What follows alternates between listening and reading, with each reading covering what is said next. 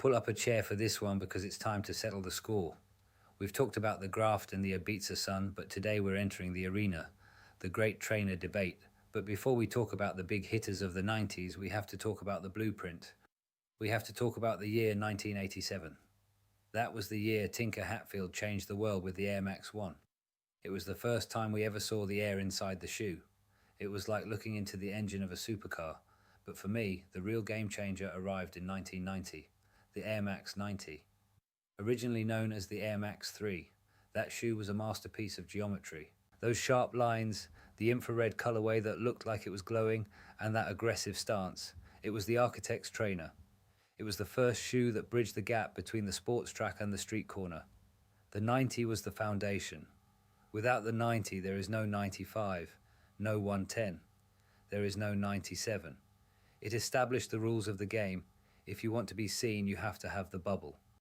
Once the 90 laid the tracks, the 90s took off like a rocket. Then came the 95, the 110. As I've said before, this was the status symbol. It moved away from the sharp lines of the 90 and went for something organic, something that looked like it was made of muscle and bone. If you wore 110s, you were saying you were at the top of the food chain. It was the undisputed king of the Croydon High Street. But then 1997 happens, and Nike drops the Air Max 97, the silver bullet. This wasn't a street shoe, it was a spaceship. It was inspired by the Japanese bullet trains, and you could tell. It had that full-length air bubble, the first time we'd ever seen the air go from the toe to the heel in one go. The 97 was the shoe of the garage era.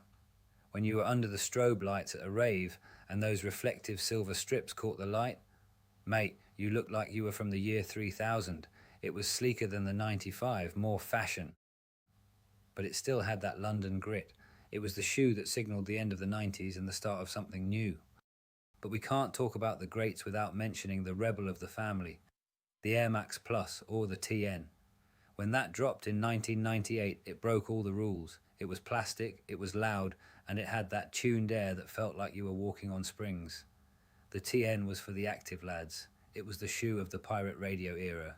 You didn't wear TNs to look sophisticated. You wore them because you were out there, on the move, and you wanted a shoe that could keep up with the hustle. So you have the four pillars. The 90 is the classic, the one that started the fire. The 95 is the king, the one that owned the streets. The 97 is the futurist, the one that owned the dance floor. And the TN is the wild child, the one that defined the underground. People always ask me which one is the best, but it's like asking a builder which tool is his favorite. It depends on the job. If I'm going for a clean, timeless look, it's the 90. If I'm making a statement, it's the 110.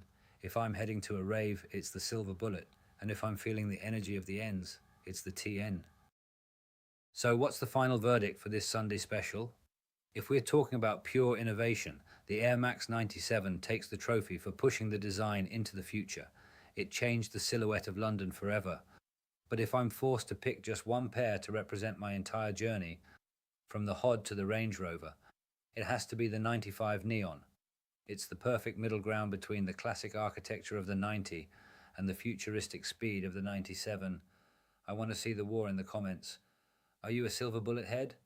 A 110 soldier? Or do you stay loyal to the OG 90? Tell me which pair you'd save if your house was on fire. I want to hear the stories attached to the soles.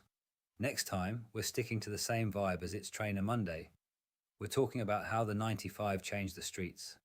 Until then, stay laced.